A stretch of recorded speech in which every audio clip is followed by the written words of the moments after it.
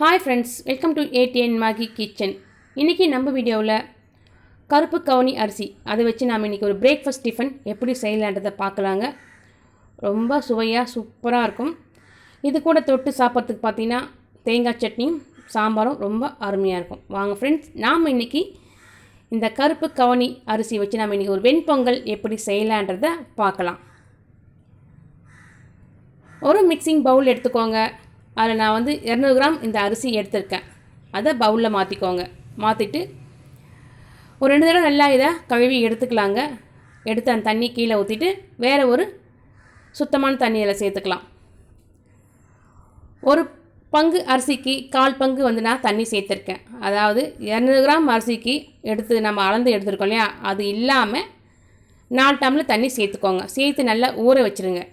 ஊற வச்சுட்டு அது கூடவே ஒரு 50 கிராம் பைத்தம்பருப்பு அதையும் நல்லா வாஷ் பண்ணி எடுத்துகிட்டு அதையும் கழுவி ஒரு ஓரமாக வச்சு ஒரு அரை மணி நேரம் ஊறி வந்தால் போதுங்க. அரிசியும் பருப்பும் இப்போ நல்லா ஊறி வந்திருக்கு பாருங்கள்.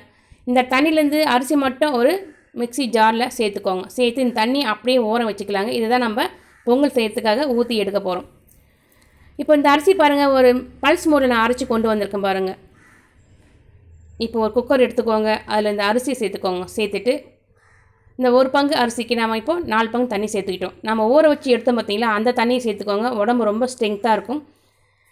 இப்போ ஊற்றியாச்சு பாருங்கள். அது கூட பார்த்திங்கன்னா நம்ம ஊற வச்ச பைத்தம்பருப்பு அதையும் சேர்த்துக்கலாங்க. சேர்த்து நல்லா கலந்து விட்டு அது கூடவே ஒரு 1/2 ஸ்பூன் சுவைக்காக உப்பு சேர்த்து 1லேருந்து 2 விசில் வந்தால் போதுங்க. நமக்கு சூப்பராக பொங்கல் நல்லா வெந்து இந்த அளவுக்கு தளத்தலான்னு இருந்தால் தான் நம்ம சாப்பிட்றதுக்கு ரொம்ப நல்லாயிருக்கும். இப்போ ரெடி ஆகிடுச்சு பாருங்கள். இந்த பொங்கலுக்கு நாம் ஒரு தாளிப்பு கொடுத்துடலாம். இப்போ ஸ்டவ் ஆன் பண்ணி ஒரு சின்ன கடாய் எடுத்துருக்கு பாருங்கள். அதில் 8லேருந்து 9 ஸ்பூன் பார்த்திங்கன்னா நெல்லெண்ணெய் எடுத்திருக்கேன்.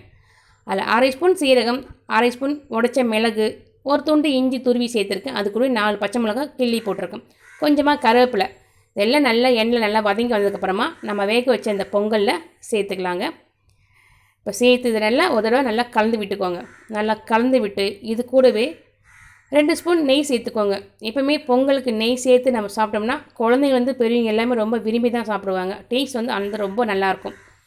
இப்போ நெய் சேர்த்தாச்சு பாருங்கள். சேர்த்து நல்லா மறுபடியும் இதை கலந்து விட்டுக்கலாங்க. கலந்து விட்டு நல்லா ஒரு வாழை எடுத்துக்கோங்க. அந்த இலையில் இந்த கருப்பு கவுனி அரிசி பொங்கலை சுட சுட சேர்த்துக்கோங்க. சேர்த்து இந்த இலை வாசனையோடு அந்த பொங்கலை சாப்பிட்டு பாருங்கள். அவ்வளோ சுவை அருமையாக இருக்கும். இது கூட தொட்டு சாப்பிட்றதுக்கு நான் சொன்னது போல் தேங்காய் சட்னி, சாம்பார் கூட வச்சு சாப்பிட்றதுக்கு அருமையாக இருக்குங்க. பாருங்கள் ஃப்ரெண்ட்ஸ், இந்த பொங்கல் வீடியோ உங்களுக்கு நான் பிடிச்சிருக்குன்னு எதிர்பார்க்குறேன். அப்படி பிடிச்சிருந்ததுன்னா மறக்காம நம்ம சேனலில் போய் சப்ஸ்கிரைப் பண்ணிக்கோங்க. லைக் பண்ணுங்கள், ஷேர் பண்ணுங்கள், கமெண்ட் பண்ணுங்கள். கூடவே இருக்கிற பெல் பட்டனும் கிளிக் பண்ணிக்கோங்க.